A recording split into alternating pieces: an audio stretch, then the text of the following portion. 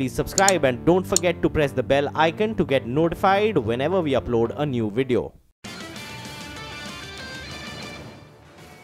Well, Lata Venkatesh caught up with the who's who of the mutual fund industry from the sidelines of the Mutual Fund Awards and quizzed them about who to blame for the ongoing debt fund crisis. Let's listen in. I will blame the banking system because the mutual fund industry stepped in. Why did this commercial papers triple?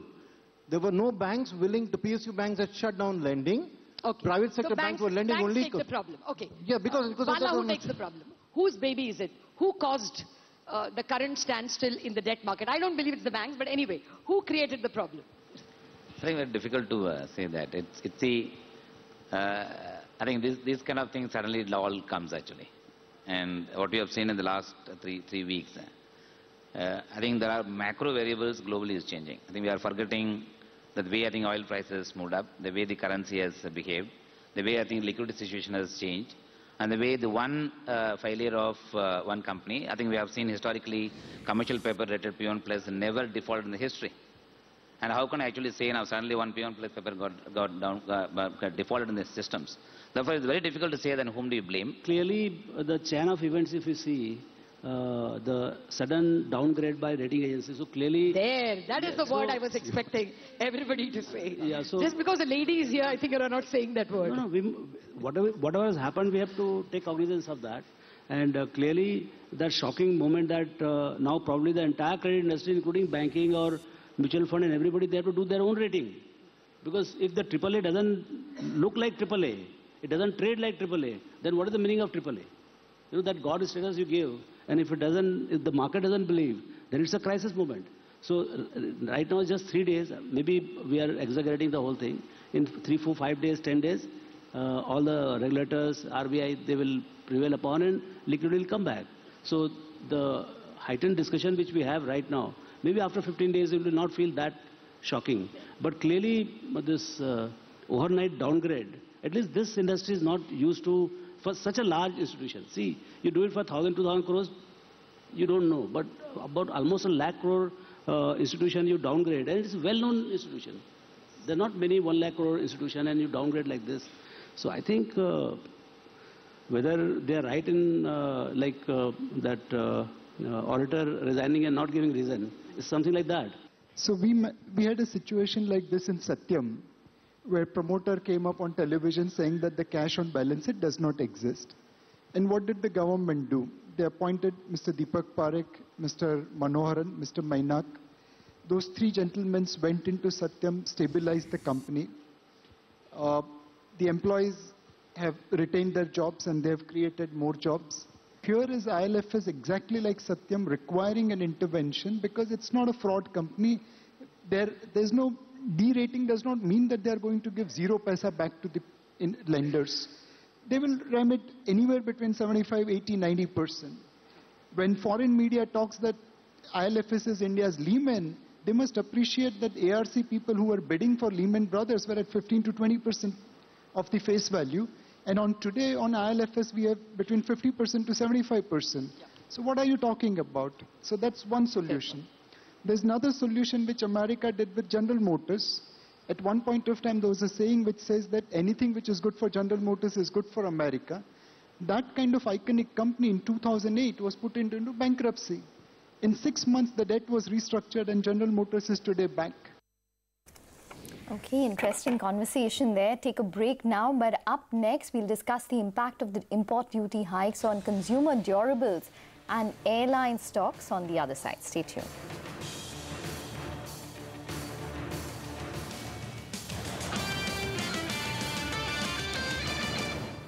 Welcome back. Well, we've been pointing out since yesterday that the government has hiked the custom duty on 19 items and that it deemed as non-essential. We have Anisha to assess the impact on a lot of the consumer durable products which will be impacted. Anisha. Good morning, Ekta. Well, yes, the event is that the basic custom duty on the likes of AC, refrigerators and some washing machines has been doubled from 10% to 20%, and the custom duty on compressors and some units has been increased from 7.5% to 10%. Now, this comes as an incremental negative for the industry, which is already grappling with weak summer. There has been margin compression given the fact that the commodity prices have increased and the rupee depreciation, and the industry has been working around the norms like GST and the changes in that. Now, the impact of this, of course, will be negative for the entire AC units as well. But do remember, a lot of these companies have local assembling or manufacturing units, but the hit would be bigger on account of the compressors, because as per industry experts, almost 60-70% of the country's demand of compressors is actually imported. And given the fact that compressors form around 30% of the cost of the ACs, expect the prices of all these appliances to go up for the consumers, and the impact will be seen on demand as well, which is already quite low. Well, yes, the industry has the inventory for the next 3-4 months, so they will be able to go by for the festive season without any price hike. But maybe after that, we will see some more price hike. Impact would be seen on margins as well, because if they are not able to pass on the entire price to the consumers, the margins of these companies will be hit. And if these companies go in to increase their local manufacturing, that will entail higher capex costs. Now, as a result, of course, it's negative for companies with higher imports, but that comes as a silver lining for the domestic manufacturers like Dixon and Amber, and those are the stocks that are expected to react positively. What would react negatively are the likes of Havells, Voltas, etc. Voltas would be significantly negatively impacted, given they have just launched their appliances range with Beko, wherein the plan was to import all the appliances. Also, Voltas' exposure to the imported products as it is on a standalone basis is 70%, so that will be a hit. Havells as well will see a hit because their exposure is 10 to 15%, but they import a lot more in terms of the supply chain. So in terms of the stock reactions, expect a positive take on likes of Dixon, Amber, a deep red perhaps on Voltas, and the likes of Whirlpool, Blue Star, etc. might be in between. Back to you. Okay, all right. Thanks so much for that, Anisha. Well, let's hop across. Sonia's back with us. She's going to tell us the impact of the import duty on the aviation companies. Sonia, over to you. Well, thanks for that. The news flow first. The customs duty on aviation turbine fuel has been hiked from 0 to 5%. Now, there's no direct negative impact for aviation companies because hardly any aviation companies import ATF at the moment. Only Indigo imports ATF in small, in small batches, and that too is quite a negligible amount. However, the indirect impact is much larger. The industry expects ATF prices to immediately go up by about 5% because the oil companies' pricing in India is based on the import parity pricing mechanism. So this immediate hike of ATF prices will be a triple whammy for the aviation companies because on one hand, they're dealing with higher crude prices. On the other hand, they are dealing with a weaker rupee as well. I did reach out to a lot of industry sources and they did mention to me that this policy is detrimental to airlines in the current environment of a weaker rupee and higher crude. Also, the industry is a bit disappointed because they were looking for some relief in the form of adding ATF into GST. Of course, it was highly unlikely, but that was a bit of expectation that the industry had given such a weak environment. So I expect these stocks, Jet, SpiceJet, Interglobe, to be in the red today. Okay. All right, Sonia. Thanks very much for that. We need to take a break now, but up next, we're going to be touching back on the F&O space, considering it is September expiry, so more details coming in there. Well, crude continues to remain in focus. It's currently holding above $82 per barrel. Manisha Gupta joins in early this morning to tell us about that, as well as the commodity space. Hey, Manisha, morning. Hey, morning. Well, yes, we have seen yet another percentage gain in crude oil prices overnight, and that is as the markets continue to make the maths on Iran sanctions and the kind of output that will be knocked off into the markets. So, in this year, 3 million barrels per day is the highest that we have seen come in from Iran in 2018. For the month of September, that is expected to have dipped to 2 million barrels already. And as we go ahead, the markets are anticipating that other 500,000 barrels would be knocked off, and there isn't that kind of supply coming in from any oil producers in the global markets, while the demand is expected to be strong. If also you look at the other OPEC members, while of course Brent is trading at a 4-year high, you also have seen the Oman crude oil prices hit a 4-year high above $90 per barrel. So there are some crude varieties which actually seem to be surging up quite strong. And even as the U.S. weekly inventories have seen a surge of around 1.8 million barrels. What the markets are looking at is that the refining products have seen an increase, and the demand for that doesn't really seem to be picking up. So there are a lot of factors in the global markets which the investors are watching, and most of them do look on the stronger side. So a couple of dollars off a gain from here on until the month of November is what the oil markets are getting ready for. On the other side, it is the metal space where you have seen the US dollar strengthen. Yet another Fed rate hike, another 3 expected in 2019, hasn't augured well for the metal space. So the gold prices are trading well below 1,200, and most of the metals on Shanghai and LME also have opened on the weaker note. So it's the 4th straight day of decline for the industrial metals today.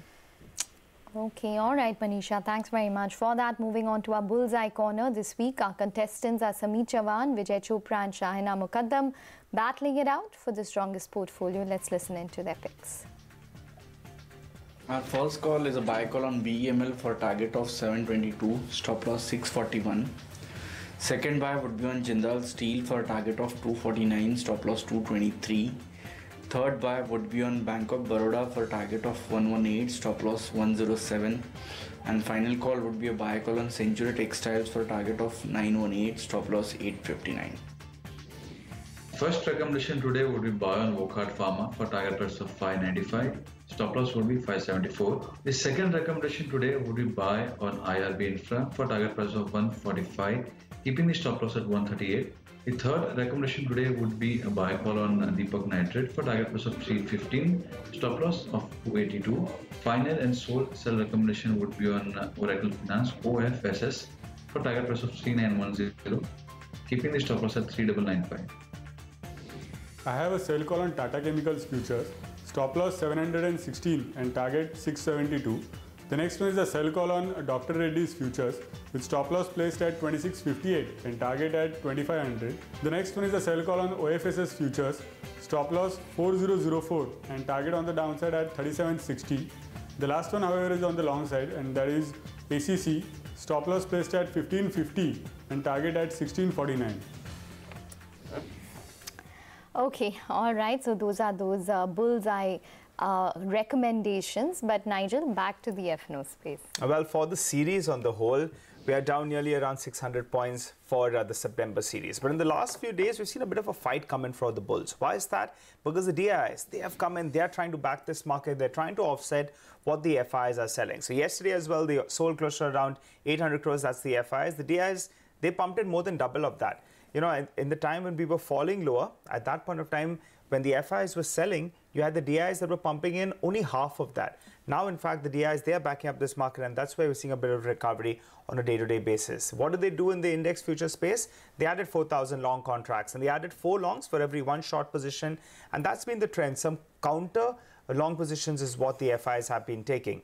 But if you look at the index option space, they are buying protection. If things go wrong, either in this series or maybe in the coming series, they bought yesterday as well close to 23,000 put contracts, and to put those numbers together, they bought 4 puts for every 1 call in yesterday's trading session. So good protection, good cushion on the downside.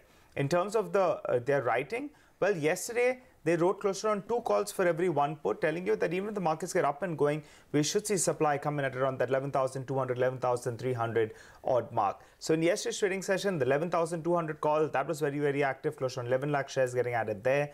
The 11,050 call as well, that was active, that added close to around 5 lakh shares. We ended closer towards the 11,050 odd mark. And the 11,100 put, that's a sign of nervousness because there was unwinding out there. Earlier, we were seeing some writing at that particular level. So that's telling you the bulls are not very confident of holding on to this 11,050 odd mark. What are the levels you're looking at? Highest open interest at around 11,000 put. So keep that in mind. That's the level that the bulls have been looking to defend. If they're writing the 11,000 put, that means they're looking to defend the 10,950 odd mark. So the bulls look to defend the 10,950 mark. The bears, they'll believe that they can protect the 11,100, 11,150 odd range. Couple of stocks that are likely to see some action. The stock that's going into F&O ban on an expiry day. Both those two on an expiry day, they're going to an F&O ban. So watch out for those stocks. And DHFL went into the F&O ban for a day, and that in fact has come back out of it. So keep an eye out on these couple of stocks. Okay. All right, Nigel. Thanks very much for that. On that note, we're going to wrap up our breakfast. But as we do that, listen in to what Ajay Bhushan Pandey, the CEO of UIDAI, had to say on the key changes announced by the Supreme Court on Aadhaar. Supreme Court judgment is a landmark judgment, it is a historic judgment, and it's a welcome judgment. The Supreme Court has held Aadhaar to be constitutional, and Supreme Court has clearly stated that the Aadhaar Act and Aadhaar meets the requirement of limited government, good governance and constitutional trust. It has also gone on to say that Aadhaar does not tend to create a surveillance infrastructure. In fact, on the contrary, it ensures the dignity of marginalized sections of the society and also their empowerment. The Supreme Court has upheld the requirement of Aadhaar for the subsidy schemes which are funded out of Consolidated Fund of India, as provided in Section 7 of the Aadhaar Act. So what it means that for the subsidy schemes you can use Aadhaar, and the basic purpose is that the diversion of the money through the ghost, duplicates and the fakes, would stop, and then the benefits will go to the deserving sections of the society. And also one very important landmark thing the Supreme Court has done is that it has upheld the requirement of Aadhaar for PAN and income tax, right? So just now you talk about the money laundering and then the black money and so and so. So the requirement of PAN in the income tax and in the an income tax return, right?